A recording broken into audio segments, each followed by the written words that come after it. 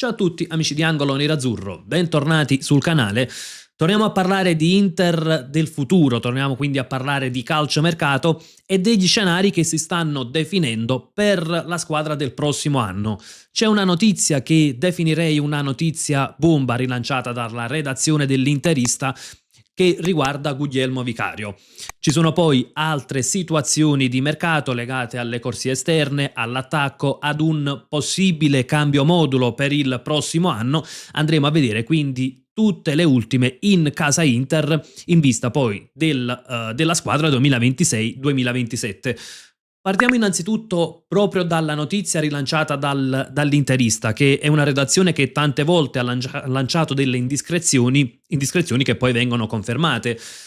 Ecco, si riporta che l'Inter avrebbe l'accordo con l'entourage di Guglielmo Vicario, avrebbe trovato l'accordo per un quadriennale a 3 milioni e mezzo netti all'anno, tra l'altro cifra superiore a quanto attualmente il portiere percepisce al Tottenham, e da parte del calciatore c'è piena disponibilità al trasferimento all'Inter. Vicario che vuole tornare in Italia, c'è da definire l'accordo col Tottenham, ma insomma non dovrebbe essere un grosso problema perché la valutazione sarebbe intorno ai 20 milioni, quindi Inter che ha messo in preventivo di spendere quella cifra per il prossimo numero 1, eventualmente una cifra che potrebbe anche abbassarsi nel caso in cui il Tottenham dovesse retrocedere, perché gli Spurs corrono questo rischio, hanno appena cambiato allenatore assumendo Roberto De Zerbi proprio per evitare lo spauracchio della retrocessione in Championship, ma dovesse accadere è chiaro che poi il prezzo del cartellino di Vicario potrebbe ulteriormente abbassarsi. Non è un affare già concluso, naturalmente. L'Inter guarda anche alle alternative. È spuntato fuori anche il nome di Robin Risser, spero di non sbagliare la pronuncia, del portiere francese in forza a Lens, classe 2001, però insomma in questo momento l'Inter punta maggiormente su Vicario, ci sono dei movimenti ed è molto probabile che il prossimo anno appunto Vicario vesta la maglia dell'Inter, anche perché Chivu e la dirigenza vorrebbe un portiere che non soffrisse con l'ambiente di San Siro, un portiere quindi che ha già esperienza, e Vicario ne ha e come in Premier, ha vinto un'Europa League col Tottenham, è stato spesso nel giro della nazionale, quindi insomma per quanto non sia stato il titolare in nazionale, però chiaramente esperienza ne ha accumulata. Tra l'altro è un classe 96, quindi 30 anni da compiere, significa assicurarsi il portiere per i prossimi 4-5 anni. È un portiere sicuramente di grande affidabilità, quindi resistono ovviamente delle alternative perché non è ufficiale, il Vicario non è già dell'Inter, però è chiaro, tutto porta a pensare che possa essere lui il prossimo portiere. Come detto, ci sono poi situazioni legate ad altri ruoli, tra le cessioni, tra gli eventuali acquisti e tra cambi modulo. Una possibile cessione potrebbe essere quella di Thuram, che domenica con la Francia ha giocato un'ottima partita, assist, gol, è stato il migliore in campo in Colombia-Francia, l'amichevole appunto che ha visto protagonista la nazionale transalpina, però insomma Thuram non è un incedibile, visto che comunque incedibili all'Inter ce ne sono pochissimi. Si registra un interesse da parte del Newcastle e l'Inter valuterebbe offerte intorno ai 65 milioni, quindi altra possibilità di mercato, la partenza di Marcus Thuram. Come detto, sulle corsie esterne potrebbe esserci invece una vera e propria rivoluzione e questo potrebbe spingere anche Chivu al cambio modulo. Perché potrebbe esserci la rivoluzione? Perché in questo momento soltanto Di Marco è sicuro di rimanere all'Inter il prossimo anno. Poi ci sono situazioni diverse legate agli altri calciatori di fascia. Il primo è Carlos Augusto, per il quale l'Inter al quale l'Inter vorrebbe rinnovare il contratto, perché chiaramente Carlos Augusto è un'ottima riserva di Di Marco, ma è anche la riserva di Bastoni, quindi un calciatore che quando è stato chiamato in causa ha sempre dato il suo ottimo contributo.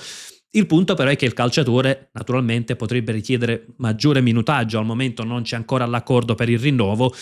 È chiaro che Carlos Augusto sa che rimanere all'Inter significa comunque continuare ad avere un ruolo da comprimario da altre parti, Roma in primis che è interessata, ma non solo. Carlos Augusto potrebbe avere un ruolo da protagonista ed è chiaro che il calciatore sarebbe interessato un po' a questo salto di qualità, ovviamente non per quanto riguarda la squadra, ma per quanto riguarda il suo status. Situazione diversa invece per quanto riguarda Dumfries. Dumfries non è certo della permanenza, c'è sempre una clausola da 25 milioni che se arrivasse una squadra dall'estero e proporrebbe insomma quella cifra, Dumfries potrebbe partire. Tra l'altro il calciatore ha anche cambiato agente, non è un mistero che il suo obiettivo sarebbe quello di attirare un top club della Premier League per confrontarsi in un'altra realtà e quindi c'è la possibilità che parta anche Dumfries. E l'altra situazione invece riguarda Luis Enrique. E forse è l'unico dei calciatori di fascia che l'Inter potrebbe decidere, tra virgolette, volontariamente di cedere, perché non sta convincendo, perché sta dimostrando comunque di non essere un quinto e di far fatica comunque nel sistema di gioco dell'Inter. Dovesse arrivare nuovamente l'offerta dal Bournemouth di circa 25 milioni come era arrivata a gennaio, l'Inter probabilmente cederebbe Luis Enrique. A questo punto è chiaro che questi calciatori vanno sostituiti, ma come è il punto di domanda e chiaramente molto dipende dal sistema di gioco che vorrà impostare Chivu, perché la sensazione è che l'Inter non continui la strada del 3-5-2 e quindi vanno cercati calciatori diversi. Uno dei calciatori che appunto continua ad interessare l'Inter è Diaby. L'Inter cercherà comunque anche in quest'estate di prenderlo a patto che si verifichino condizioni vantaggiose, quindi praticamente un prestito con diritto di riscatto o magari con un obbligo a determinate condizioni, quindi cifre non esorbitanti. Insomma, l'Inter proverà a lavorare sulla strada Moussa Diaby e il calciatore naturalmente è interessato all'Inter. C'è poi un altro nome che è spuntato nella giornata di ieri ed è quello, è un po' un ritorno di fiamma, è quello di Dan Ndoye, calciatore in forza al Nottingham Forest, che il Nottingham prese per una cifra importante, superiore ai 40 milioni dal Bologna, però attualmente non sta avendo tanto minutaggio, anzi in Premier League solo 23 presenze, di cui soltanto 14 da titolare, e anche qui l'Inter potrebbe cercare una formula vantaggiosa, quindi anche qui un prestito con diritto che può diventare obbligo di riscatto, magari tipo come è stato fatto con Akanji, prestito con obbligo di riscatto a determinate condizioni. Anche qui possiamo parlare di un giocatore che potrebbe essere in uscita dal Nottingham e si può sfruttare un po' la situazione. Chiaro che sono calciatori che portano comunque ad un sistema di gioco diverso, perché Diaby, Ndoye sono esterni d'attacco, non sono dei quinti. Poi è vero, si possono adattare a fare i centrocampisti esterni, ma non sappiamo la riuscita, un po' quello che è stato fatto con Luis Enrique.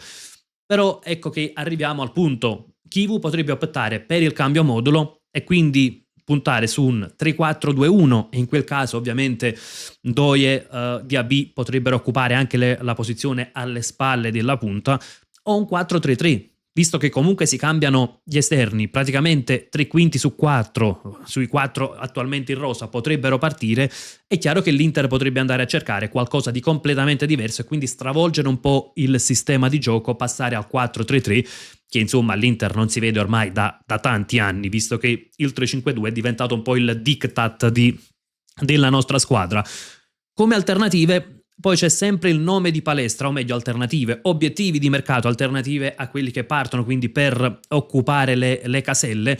C'è sempre il nome di palestra, l'Inter potrebbe partire da una prima offerta di 35 milioni per poi cercare l'accordo con l'Atalanta, ma insomma sembrano decisamente pochi, e soprattutto sia per la valutazione dell'Atalanta, che considera Palestra, comunque lo valuta superiore a una cifra più di 40 milioni, una cifra superiore ai 40 milioni, sia per la tanta concorrenza che arriverebbe anche dalle big di Premier League, quindi è chiaro che quando arrivano, si è vociferato addirittura del Manchester City, del Liverpool, sono squadre con le quali è difficile intavolare un duello di mercato e quindi chiaramente, secondo me, Palestra è difficilissimo che possa approdare all'Inter ed è per questo che l'Inter sta valutando altre strade, sta valutando calciatori che si possono andare a prendere anche a costi più contenuti e qualche, insomma, affare di mercato. In difesa e poi l'altro focus che ci sarà all'Inter, oltre naturalmente al centrocampo che ne abbiamo parlato anche nei giorni scorsi, ma ci sono delle notizie per quanto riguarda invece il reparto arretrato, non tanto su Bastoni, per il quale ovviamente l'Inter valuterebbe solo offerte importanti, quindi 75-80 milioni, ma è chiaro che andrà fatto qualcosa anche in difesa, perché ci sono comunque le partenze di Acerbi, De Vrij, Darmian. E c'è il nome di Mario Ghila della Lazio, per il quale però il Milan sembra in vantaggio.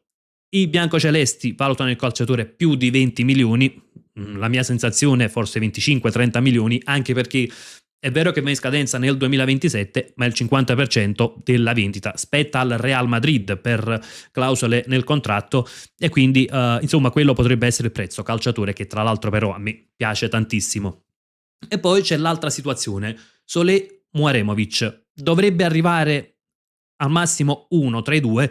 Su Solé, che potrebbe essere il preferito tra i due nomi, pende comunque l'accusa di violenza sessuale. Se il processo sarà definito prima dell'estate, e allora l'Inter potrà puntare su Solé. Se ancora non c'è una definizione, quindi c'è ancora il rischio di una condanna, l'Inter virerà altrove, naturalmente per non correre rischi.